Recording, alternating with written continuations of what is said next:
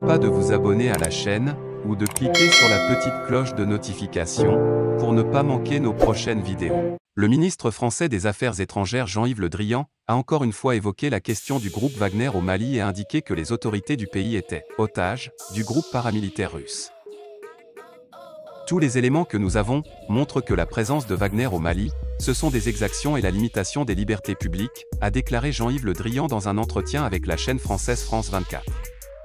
Selon le chef de la diplomatie française, c'est un nouvel autoritarisme qui fait que la junte au pouvoir est prise un peu en otage aussi sur ces points-là par la force Wagner.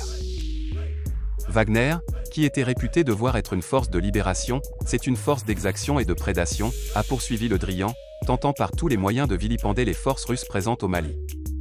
Le responsable français a, comme à son habitude et à l'image des pays occidentaux, fait ces déclarations sans aucune preuve concrète présentée. C'est un secret de polichinelle que la France mène tous les efforts possibles pour rester au Mali ou du moins dans le Sahel et y régner en maître pour des raisons plutôt pas très claires quand on se réfère aux résultats de 9 ans de présence militaire dans un pays où l'insécurité liée au terrorisme s'est accrue considérablement. La déclaration de Le Drian intervient après que RFI et France 24 ont été suspendus au Mali pour avoir, selon les autorités, désinformé et relayé de fausses informations. Aussi l'armée malienne a été mise en cause par des rapports, dans une affaire d'exécution sommaire de civils dans la région d'Assongo.